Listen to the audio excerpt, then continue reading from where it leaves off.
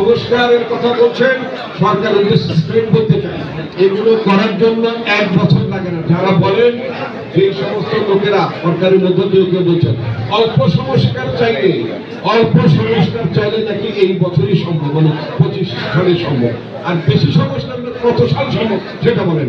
আমি সরকার উদ্দেশ্যে বলতে চাই, বেশি সংস্কার হলেও নির্বাচন 6 মাসের মধ্যে করা সম্ভব। পাবলিক সার্ভিস কমিশনে যাদেরকে নিয়োগ দেওয়া হয়েছে, এই লোকগুলো কোনো স্বচ্ছ প্রক্রিয়া পাবলিক সার্ভিস কমিশনে তারা এখানে ঢোকেন না। তাহলে সরকার সংস্কারের ধারণাটা বাদ দিয়ে তারা পাবলিক সার্ভিস কমিশনের লোক নিয়োগ দিয়েছে। নির্বাচন কমিশনের কোনো সংস্কার না করে নির্বাচন কমিশনে তারা লোক দিয়েছে।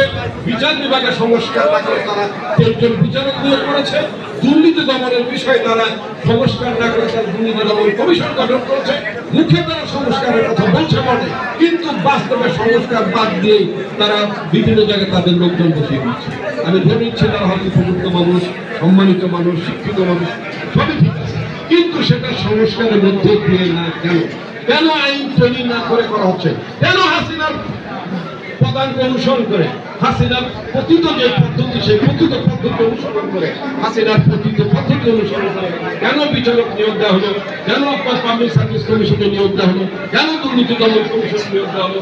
কেন আপনার ইলেকশন কমিশনে নিয়োগ দেওয়া হলো? এগুলো তো মানুষের মধ্যে প্রশ্ন থাকতে পারে।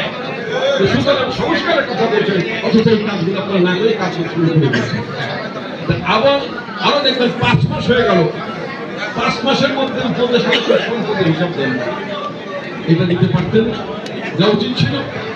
এখন পর্যন্ত আমরা দেখলাম না কোন উপদেষ্টা তার সম্পদের হিসাব দিয়েছে।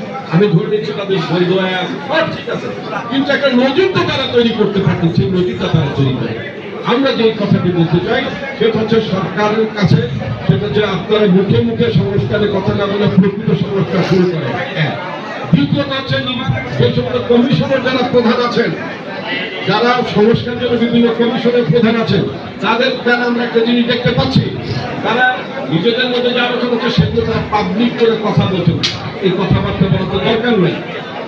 কেন তারা এই সংস্কার কমিশন লোকেরা রিপোর্ট দেওয়ার আগে, সরকারের কাছে রিপোর্ট পেশ করার আগে কি আলোচনা হচ্ছে সেটা তারা কেন মিডিয়াতে বলছেন?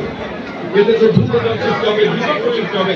রাজনৈতিক দলগুলোর সাথে সরকারের কাছে জমা দেওয়ার পর রাজনৈতিক দলগুলো আলোচনা করবে, তখন আমরা জানতে পারবো আসলে সংস্কারের জন্য এই সংস্কার কমিশন কি কি প্রস্তাব দিয়েছে। তার আগে মেহরবানি করে সংস্কার কমিশনের লোকজন যারা আছেন, একটু মেহরবানি করে একটু ক্ষোভটা বন্ধ রাখেন, ক্ষোভটা একটু বন্ধ রাখেন।